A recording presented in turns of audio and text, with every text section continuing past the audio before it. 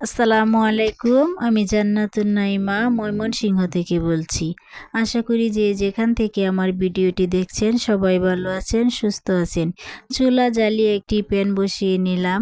তারপর দেখি তেল বোতলে নেই, তো নতুন বোতল তারপর খুলে নিলাম। প্যানের মধ্যে তেল দিয়ে আমি মাংস ভেজে নিব। ব্রয়লারের মাংস, অনেকেই বলে যে ব্রয়লারের মাংস খেতে পারে না, নাক ছিটকায়, কিন্তু আমাদের সবাই ব্রয়লারের মাংস অনেক পছন্দ করে। হাড় মাংস সব মিলিয়ে আজকে রান্না করব। তারপর আরেকটি প্যান বসিয়ে কিছু গরম মশলা দিয়ে দিলাম। এই তো গরম মশলা একটু ভেজে নিয়ে তারপর কিছু পেঁয়াজ কুচি দিলাম। আমি যেভাবে ব্রয়লারের মাংস রান্না করি আজকে তা দেখাবো। তো কিছু পেঁয়াজ ভেজে নিচ্ছি, তারপর মশলা পেঁয়াজ বাটা কিছু দিয়ে দিব, আদা রসুন পেঁয়াজ একসাথে দিয়ে দিচ্ছি। তারপর হলুদ মরিচ লবণ ধনিয়া এগুলো একটু পানি দিয়ে পেস্ট করে তারপর দিয়ে দিচ্ছি। এই তো তারপর একটু গরম মশলা দিয়ে দিলাম। তারপর কতক্ষণ ভালোভাবে কষিয়ে নেব। মাংস রান্না করতে আসছি অথচ জিরার পাউডার নেই, তার আমার খুঁজই নেই। এই তো আমি এখন জিরার পাউডার করে নিয়ে দিয়ে দিলাম আর মাংস কষাতে দিয়ে দিছি। মাংস রান্না হতে থাক, এদিকে আমি কিছু মশলা গুছিয়ে নিচ্ছি। মশলাদানির মধ্যে কিছু মশলা উঠিয়ে নিতেছি, হলুদ মরিচ ধনিয়া এগুলি উঠিয়ে নিব। আরাফ তো অনেক পছন্দ করে ব্রয়লার মুরগি, এটাই তো আমি বলি যে সবাই তো পছন্দ করে না, কিন্তু আমাদের ঘরে কেন ব্রয়লার মুরগি এত পছন্দ। এদিকে আমি মশলা গুছিয়ে নিলাম। এবার দেখি তরকারির কি অবস্থা। মাংস রান্না বসিয়েছিলাম, তারপর একটু ভাজা জিরার পাউডার দিয়ে দিলাম। তারপরে তো তরকারি আমার রান্না হয়ে গেল, লাস্ট পর্যন্ত এরকম হয়েছে।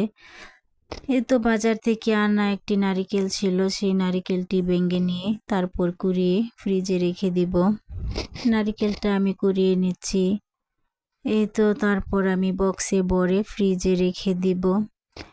এই তো বাচ্চাকে নিয়ে আমি কিছু কিছু কাজ গুছিয়ে নিচ্ছি। ঘরের মধ্যে থাকতে থাকতে আয়ান তো প্রায় বেহুশ হয়ে যাচ্ছে, তার ভালোই লাগছে না, কখন যাবে একটু বাহিরে মুক্ত আকাশের নিচে।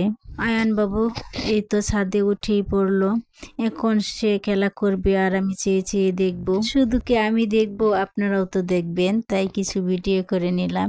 এই তো আয়ান বাবুর খুশির কোনো শেষ নেই, দৌড়াদৌড়ি করতেছে।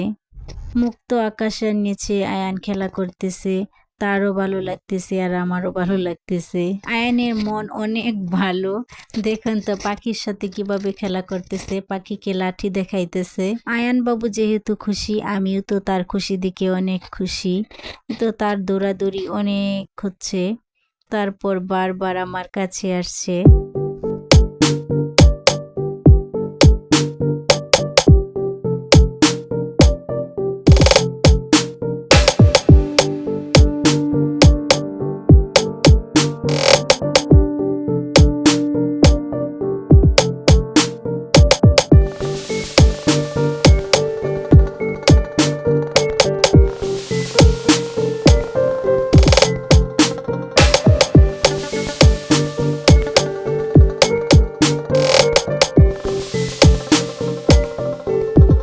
এই তো আয়ান বাবু অনেক সময় খেলা করলো, এখন গাড়ি দেখতেছে। তার তো বাসায় যাওয়ার কোনো খবরই নেই, যেহেতু সে মনের আনন্দে খেলা করতেছে, তার সাথে আমিও বসে রইলাম। আয়ানের মন এখন অনেক ভালো হয়ে গেছে, সে অনেক আগে থেকেই বাসা থেকে বের হতে চাইতেছে। আমি সময় করে তারপর নিয়ে আসলাম।